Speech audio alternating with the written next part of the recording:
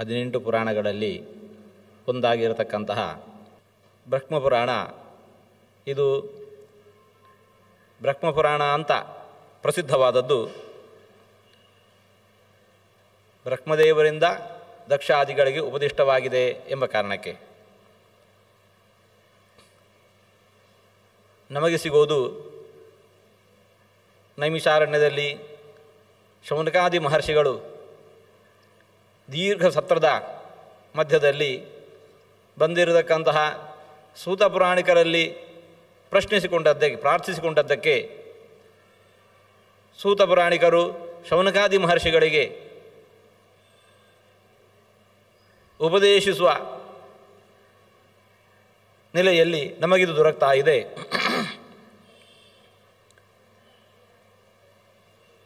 ಅವರಂತ ಇದ್ದಾರೆ, ಕಥಯಾಮಿ ಯಥಾ ಪೂರ್ವಂ ದಕ್ಷಾದ್ಯೈ ಮುನಿಸತ್ತಮೈ ಪೃಷ್ಟಃ ಪ್ರೋವಾಚ ಭಗವಾನ್ ಅಬ್ಜಯೋನಿಃ ಪಿತಾಮಹಃ ಶೃಣುಧ್ವಂ ಸಂಪ್ರವಕ್ಷ್ಯಾಮಿ ಕಥಾಂ ಪಾಪ ಪ್ರಮೋಚನೀಂ.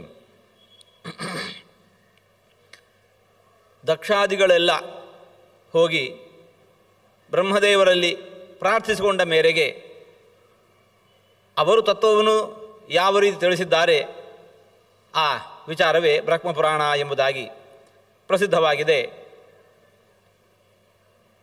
ಬ್ರಹ್ಮಪುರಾಣ 2 ವಿಭಾಗದಲ್ಲಿದೆ. ಪೂರ್ವ ಭಾಗದಲ್ಲಿ ಸುಮಾರು 138 ಅಧ್ಯಾಯಗಳಲ್ಲಿ ಭಾಗವತ ಪುರಾಣದ ವಿಷಯಗಳನ್ನೇ ನಾವು ಕಾಣ್ತಾ ಇದ್ದೇವೆ.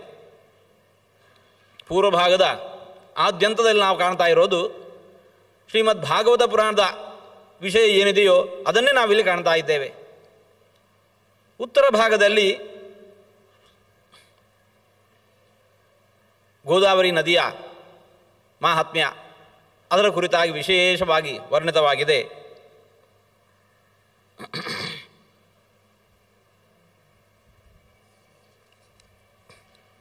ಚತುರ್ಮುಖ ಬ್ರಹ್ಮದೇವರು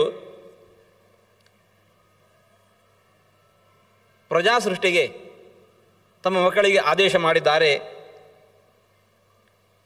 ಪ್ರಜಾಸೃಷ್ಟಿ ಹೇಗೆ ನಡೆಯಿತು ಅನ್ನುವ ವಿವರ ಇದೆ. ಪ್ರಜಾ ಸೃಜೇತಿ ವ್ಯಾದಿಷ್ಟಃ ಪೂರ್ವಂ ದಕ್ಷ ಸ್ವಯಂಭುವ ಯಥಾ ಸಸರ್ಜ ಭೂತಾನಿ ತಥಾ ಶೃಣುತ ಮೇದ್ಭೋ ದ್ವಿಜಾಹ. ಚತುರ್ಮುಖ ಬ್ರಹ್ಮದೇವರಿಂದ ಆದೃಷ್ಟ ಆಗಿರತಕ್ಕಂತಹ ದಕ್ಷ ಪ್ರಜಾಪತಿಗಳು ಜಗತ್ಸೃಷ್ಟಿಯನ್ನು ಹೇಗೆ ಮುಂದುವರಿಸಿದರು ಅನ್ನೋದು ಇಲ್ಲಿ ವಿಷಯವಿದೆ. ಪ್ರಾರಂಭದಲ್ಲಿ ದಕ್ಷ ಪ್ರಜಾಪತಿ ಮಾನಸ ಸೃಷ್ಟಿಯನ್ನು ಮಾಡಿದ್ನಂತೆ. ಮಾನಸಾನ್ಯೇವ ಭೂತಾನಿ ಪ್ರಜಾಪತಿ ಅವಾಸೃಜತ್ ಋಷೀನ್ ದೇವಾನ್ ಸಗಂಧರ್ವಾನ್ ಅಸುರಾನ್ ಯಕ್ಷ ರಾಕ್ಷಸಾನ್. ಎಲ್ಲರನ್ನು ಕೂಡ ತಾನು ಹೀಗೇನು ಸಂಕಲ್ಪಿಸಿಕೊಂಡು ಪ್ರಜಾ ಸೃಷ್ಟಿ ಮಾಡಿದ. ಆದರೆ ಈ ಪ್ರಜಾ ಸೃಷ್ಟಿ ಏನಿದೆ ಇದು ಬೆಳೀಲಿಲ್ಲ. ಯದಾಸ್ಯ ಮಾನಸೀ ವಿಪ್ರಾಹ ನವ್ಯವರ್ಧತ ವೈ ಪ್ರಜಾ ತದಾ ಸಂಚಿತ್ಯ ಧರ್ಮಾತ್ಮ ಪ್ರಜಾಹೇತೋ ಪ್ರಜಾಪತಿ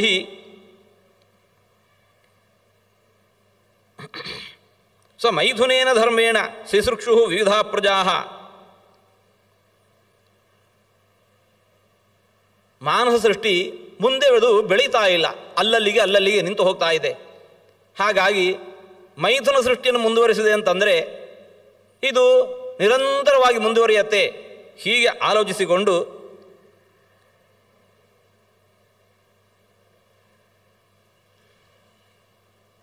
ವೀರಣ ಪ್ರಜಾಪತಿಯ ಮಗಳಾಗಿರತಕ್ಕಂತಹ ಅಸಿಕ್ನಿಯನ್ನು ತಾನು ವಿವಾಹ ಮಾಡಿಕೊಂಡ. ಅಸಿಕ್ನೀಂ ಆವಹತ್ ಪತ್ನೀಂ ವೀರಣಸ್ಯ ಪ್ರಜಾಪತೇ. ಆಕೆಯಲ್ಲಿ ಅಥ ಪುತ್ರ ಸಹಸ್ರಾಣಿ ವೈರಣ್ಯಾಂ ಪಂಚವೀರ್ಯವಾನ್ 5,000 ಮಂದಿ ಮಕ್ಕಳನ್ನು ಪಡೆದ. ಇವರಲ್ಲಿ ಪ್ರಜಾಸೃಷ್ಟಿ ಮಾಡಿ ಅಂತ ಹೇಳಿಕೊಂಡು ಮುಂದುವರಿಸಿ ಅಂತ ಹೇಳಿಕೊಂಡು ಆದೇಶ ಕೊಟ್ಟ ದಕ್ಷ ಪ್ರಜಾಪತಿ. ಆ ಹೊತ್ತಿಗೆ ನಾರದರು ಬಂದವರಿಗೆ ಉಪದೇಶಿಸ್ತಾ ಇದ್ದಾರೆ. ಭೂಮಿಯ ಉದ್ದ ಅಗಲ ಏನು ಅನ್ನೋದನ್ನು ನೀವಿನ್ನೂ ಗಮನಿಸಿಲ್ಲ. ಸೃಷ್ಟಿಯನ್ನು ಎಲ್ಲಿ ಮಾಡ್ತೀರಿ? ಹಾಗಾಗಿ ಅದನ್ನೆಲ್ಲ ಕಂಡು ಬನ್ನಿ ಅಂತ ಹೇಳಿಕೊಂಡು ಕಳುಹಿಸಿದ. ಬಾಲಿಶಾಬತ ಯೂಯಂ ವೈ ನಾಸ್ಯಾಹ ಜಾನೀತ ವೈ ಭುವಃ ಪ್ರಮಾಣಂ ಸೃಷ್ಟುಕಾಮಾಹ ವೈ ಪ್ರಜಾ ಪ್ರಾಚೇತ್ಸಾತ್ಮಜಾ ಅಂತರೂರ್ಧ್ವಂ ಅಧಶ್ಚೈವ ಕಥಂ ಸೃಜತ ವೈ ಪ್ರಜಾ. ಈ ಭೂಮಿಯ ಉದ್ದ ಅಗಲ ಆಳ ಏನು ಅನ್ನೋದು ನೀವಿನ್ನೂ ಗಮನಿಸಿಲ್ಲ. ಹಾಗಿರುವಾಗ ಪ್ರಜಾ ಸೃಷ್ಟಿ ನೀವು ಹೇಗೆ ಮಾಡ್ತೀರಿ? ಹಾಗಾಗಿ ಅದನ್ನೆಲ್ಲ ಕಂಡು ಬನ್ನಿ ಅಂತ ಹೇಳಿಕೊಂಡು ಕಳುಹಿಸಿದ. ಹಾಗೆ ಕಳುಹಿಸಿದವರು ಹೋದವರು ಅದ್ಯಾಪನ ನಿವರ್ತಂತೆ ಸಮುದ್ರೇಭ್ಯ ಇವಾಪಗಾಹ. ಅವರು ಮತ್ತೆ ಮರಳಿ ಬಂದಿಲ್ಲ. ಹಾಗೆ ಸಮುದ್ರಕ್ಕೆ ಹೋಗಿ ಸೇರಿಕೊಂಡಿರತಕ್ಕಂತಹ ನದಿ ನೀರು ಮತ್ತೆ ಪುನಃ ಮರಳಿ ಬರೋದಿಲ್ವೋ ಹಾಗೆ ಅವರು ಹೋದವರು ಮರಳಿ ಬರಲೇ ಇಲ್ಲ. ಹೀಗೆ ಒಂದು ಬಾರಿಲ್ಲ, ಎರಡು ಬಾರಿ ಹೀಗೆ ಮುಂದುವರಿಯಿತು. ಮುಂದೆ ಸ್ವಯಂಭುವ ಮನುವಿನಿಂದ ಸೃಷ್ಟಿಯ ವಿವರಣೆಯನ್ನು ಮುಂದೆ ನೀಡ್ತಾ ಇದ್ದಾರೆ. ಸ್ವಯಂಭು ಮನು ಶತರೂಪೆಯರಲ್ಲಿ ಪ್ರಿಯವ್ರತ ಉತ್ತಾನಪಾದ ಅನ್ನತಕ್ಕಂತಹ ಮಕ್ಕಳಾದರು. ಆ ಉತ್ತಾನಪಾದನ ಮಗ ಧ್ರುವ ತನ್ನಣ್ಣ ಉತ್ತಮ ತಂದೆ ತೊಡೆಯನ್ನೇರಿ ಕುಣಿತಾ ಇದ್ದಾನೆ, ತಂದೆಯ ಪ್ರೀತಿಯನ್ನು ಅನುಭವಿಸ್ತಾ ಇದ್ದಾನೆ. ತಾನೂ ತಂದೆಯ ತೊಡೆಯನ್ನೇರಿ ಸುಖಿಸಬೇಕು ಅಂತ ಹೊರಟ್ರೆ ಮಲತಾಯಿ ಸುರುಚಿ ಗದರಿಸಿ ಕಳುಹಿಸ್ತಾ ಇದ್ದಾಳೆ. ಹೋಗು, ಕಾಡಿಗೆ ಹೋಗಿ ತಪಸ್ಸು ಮಾಡು, ಭಗವಂತನನ್ನು ಒಲಿಸಿಕೋ, ಭಗವಂತನಿಂದ ಪ್ರಸಾದವನ್ನು ಪಡೆ, ನನ್ನ ಹೊಟ್ಟೆಯಲ್ಲಿ ಇನ್ನೊಮ್ಮೆ ಹುಟ್ಟಿ ಬಾ, ನನ್ನ ಹೊಟ್ಟೆಯಲ್ಲಿ ಹುಟ್ಟಿ ಬಂದಿಂತಂದರೆ ತಂದೆ ತೊಡೆಯನ್ನೇರಿ ನೀನು ಆನಂದಿಸಬಹುದು.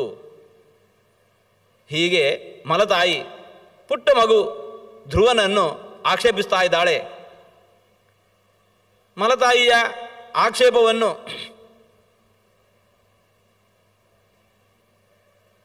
ಕಂಡು ದುಃಖಿತನಾದಂತಹ ಧ್ರುವ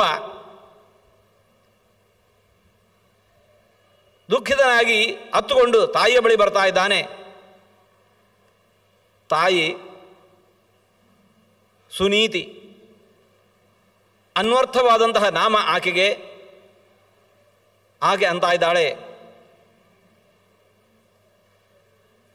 ಮಲತಾಯಿ ಸುರುಚಿ ನಿನಗೇನೂ ಕೇಡು ಬಗೆದಳು. ಹಾಗೆ ಅಂತ ಹೇಳಿಕೊಂಡು ನೀನು ಮಾತ್ರ ಪ್ರತಿಯಾಗಿ ಆಕೆಗೆ ಕೇಡು ಬಗೆಯಲಿಕ್ಕೆ ಮುಂದಾಗಬೇಡ. ಮಾಮಂಗಲಂ ತಾತ ಪರೇಶು ಮಂಸ್ಥಾಹ, ಮತ್ತೊಬ್ಬರಿಗೆ ನಾವು ಕೇಡನ್ನು ಬಗೆಯಬಾರದು. ಯಾಕೆ ಅಂತಂದರೆ ಭುಂಕ್ತೆ ಜನ ಯತ್ ಪರದುಃಖದಸ್ತತೆ, ಮತ್ತೊಬ್ಬರಿಗೆ ನಾವು ಕೇಡು ಬಗೆದದ್ದಾದರೆ ಮೊತ್ತ ಮೊದಲಾಗಿ ಅದು ತಿರುಗಿ ನಾಟುವುದು ನಮಗೇನೆ. ಹಾಗಾಗಿ ಯಾರಿಗೂ ಕೇಡು ಬಗೆಯಬಾರದು. ಸುನೀತಿ ಆಡಿರತಕ್ಕಂತಹ ಈ ಮಾತು ಸುರುಚಿಯ ಬದುಕಿನಲ್ಲಿಯೇ ಸತ್ಯವಾದದ್ದನ್ನು ನಾವು ಮುಂದೆ ಕಾಣ್ತೇವೆ. ಸುರುಚಿ ಧ್ರುವನಿಗೆ ಕೇಡನ್ನು ಬಗೆದಳು. ಮುಂದೇನಾಗತ್ತೆ? ಆ ಸುರುಚಿಯ ಮಗ ಉತ್ತಮ ಇನ್ನು ವಿವಾಹಾತ್ ಪೂರ್ವದಲ್ಲಿಯೇ ಕಾಡಿಗೆ ಬೇಡೆಗೆ ಹೋಗಿದ್ದಾಗ ಸನಾಮಕನಾಗಿರತಕ್ಕಂಥ ಒಬ್ಬ ಗಂಧರ್ವನಿಂದ ಹತನಾಗಿಬಿಟ್ಟ. ಕಾರಣವೂ ದೊಡ್ಡದೇನಿಲ್ಲ, ಕ್ಷುಲ್ಲಕವಾಗಿರತಕ್ಕಂಥ ಕಾರಣಕ್ಕೆ ಕಾಲು ಕೆದರಿಕೊಂಡು ಆ ಗಂಧರ್ವ ಇವನ ಜೊತೆ ಯುದ್ಧಕ್ಕೆ ಬಂದ. ಉತ್ತಮನನ್ನು ಸಂಹರಿಸೇ ಬಿಟ್ಟ. ಸುರುಚಿ ಧ್ರುವನಿಗೆ ಕೇಡು ಬಗೆಯಲಿಕ್ಕೆ ಹೋಗಿ ತನ್ನ ಸವತಿಯ ಮಗನಿಗೆ ಧ್ರುವನಿಗೆ ಕೇಡು ಬಗೆಯಲಿಕ್ಕೆ ಹೋಗಿ ಆ ಕೇಡು ಮೊದಲು ಅಂಟಿದ್ದು ಆ ಸುರುಚಿಗೆ. ಸುನೀತಿ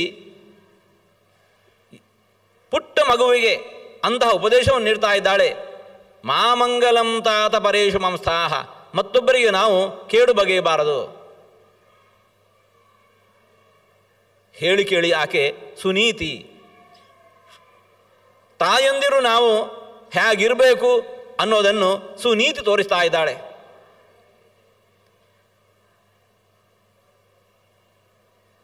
ಎಷ್ಟೋ ಕಡೆ ಹೀಗಾಗತ್ತೆ.